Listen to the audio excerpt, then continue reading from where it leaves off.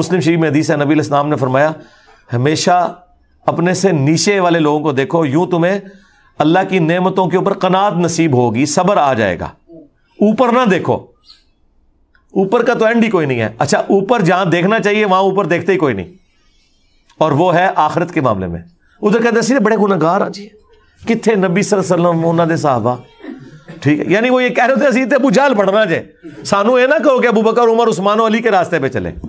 جہاں ہمیں کوشش کرنی چاہیے اعلیٰ درجے کی کہ ہم پیغمبروں کا پڑوس جنت میں حاصل کریں، وہاں کہتے ہیں بڑے گناہگار، اور دنیاوی معاملات میں دوسری طرف چل پڑتے ہیں۔ یہ انسان اپنے آپ کو دھوکہ دے رہا ہوتا ہے، اس سے زیادہ کچھ نہیں ہے۔ اور نبی علیہ السلام نے بالکل اپوزٹ اس کے تعلیمات دی ہیں۔ بخاری مسلم میں حدیث ہے، اے اللہ محمد اور آل محمد کو بس اتنا ہی رزق دینا کہ ان کی روح اور جسم کا رشتہ برقرار رہے، بس سانسیں میری چلتی رہیں، اتنا رزق کافی ہے۔ ہاں بخاری مسلم دونوں میں حدیث ہے، ہم عائشہ سلام اللہ علیہا کہتی ہیں کہ بعض اوقات 1 مہینہ، بعض اوقات 2-3 مہینے بھی گزر جاتے تھے، ہمارے گھر چولہا نہیں جلتا تھا، 2 کالی چیزوں کھجور اور پانی کے اوپر گزارا ہوتا تھا، اور وہ بھی ٹنوں ٹن نہیں، 2 کھجوریں صبح اور 2 شام کے وقت، یہ ٹوٹل خوراک تھی، اور ایک میٹھا پانی کا پیالہ جو اس زمانے میں کئی میلوں سے پیدل بھر کے لانا پڑتا تھا، تکلیف دہ کام تھا، اس لیے پانی بھی کوئی تھوک کے صاف سے نہیں تھا جو آج آپ ٹوٹیاں کھول دیتے ہیں، پانی میٹھا بھی ایک ایشو تھا۔ یہ ٹوٹل ان کا ایک سرمایہ تھا۔ اور پھر وہ رکت انگیز حدیث جو بخاری مسلم کی ہے،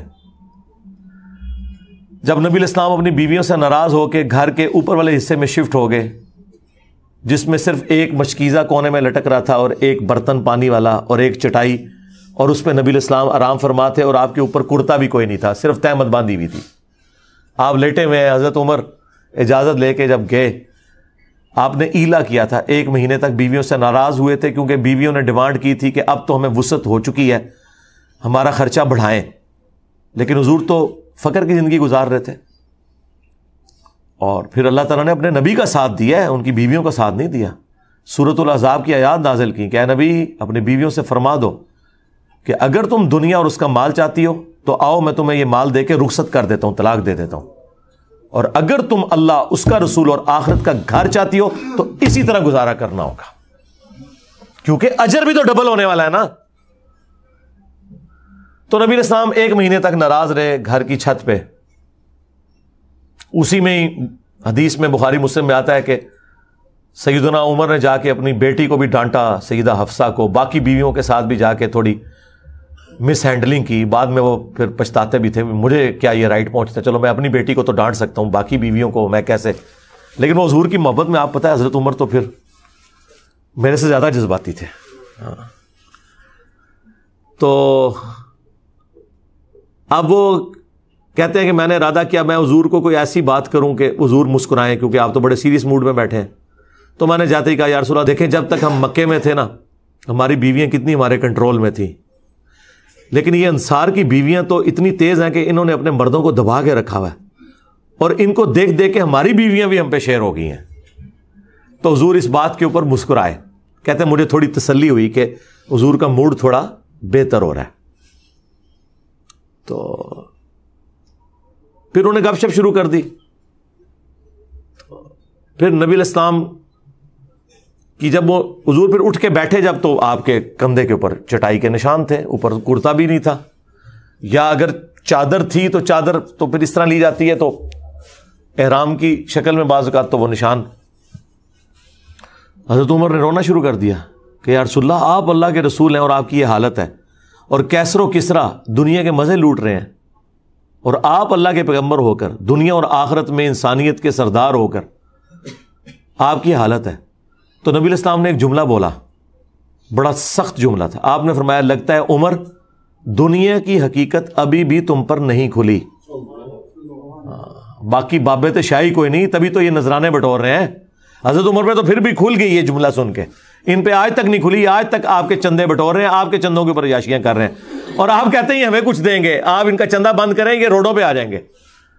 ہاں وہ کہتے ہیں نا بابا جی کے لاہور ایک بابا پال رہے ہیں، میں کہ بابے کا چندہ آج بند کرو، انہاں مزاراں تے کتے پھیرن گے، صفائی کرنے والا بھی نہیں تمہیں لبے گا۔ ہاں لنگر کھوانا تو دور دی گل، کتے پھیرن گے اتنے۔ نبی علیہ السلام نے فرمایا لگتا ہے عمر ابھی بھی دنیا کی حقیقت تم پر نہیں کھلی، کیا تم اس بات پہ راضی نہیں ہو کہ کیسر و کسرا یعنی رومنز اور پرشینز کے بادشاہ دنیا کے مزے لوٹیں اور ہم آخرت کی سعادت لوٹیں؟ سرکار یہ جملے پھر حضرت عمر نے ایسے پلے باندھے ہیں کہ اپنے دور خلافت میں نہ حرام کھایا ہے نہ کسی کو کھانے دیا، ہاں ٹنڈ کے رکھا ہے۔ اسی لیے حضرت عمر کی وفات کے بعد فتنے شروع ہیں۔ انہوں نے بنو امیہ کو چھپانے کے لیے کہا کہ حضرت عثمان کی وفات فتنوں کا آغاز ہے، نہیں، حضرت عمر کی شہادت۔ بخاری مسلم میں حدیث ہے میری امت اور فتنوں کے درمیان دروازہ عمر ہے، جب یہ دروازہ توڑ دیا جائے گا تو امت پہ فتنے شروع ہو جائیں گے۔ اور وہ فتنہ یہ تھا کہ حضرت عمر کی زیرو ٹالرنس تھی، یعنی کہ مجھ سے زیادہ سخت تھے، وہ نہ حرام کھاتے تھے نہ کھانے دیتے تھے، زیرو ٹالرنس تھی، مینجمنٹ بڑی اسٹرانگ تھی۔ حضرت عمر کی شہادت کے بعد وہ معاملات اس طریقے سے strictly managerial point of view سے نہیں چل سکے، اس لیے حضور نے فرمایا تھا کہ میری امت اور فتنوں کے درمیان دروازہ عمر ہے۔ اور حضرت عمر نے خود کہا کہ وہ فتنہ جو سمندر کی موجوں کی طرح اس امت پہ آئے گا وہ حضرت عمر خود تھے، ان کی وفات کا ہونا، ان کی شہادت کا ہونا۔ اور بخاری مسلم میں الفاظ ہیں، حذیفہ بن یمان رازدار رسول یہ حدیث بیان کر رہے ہیں کہ وہ دروازہ توڑا جائے گا، کھولا نہیں جائے گا، یعنی حضرت عمر کو قتل کیا جائے گا۔ اور میرے نزدیک تو حضرت عمر کے قاتلین بھی بنو امیہ ہیں، اس کے بینیفیشری بھی اور ان کو لانچ کرنے والے بھی یہ بنو امیہ ہی ہیں، یہ الگ سے ایک ٹاپک ہے۔ صلو علی محمد وآل محمد، اللہم صلی علی محمد وعلی آل محمد واصحاب محمد وازواج محمد اجمعین الی یوم الدین۔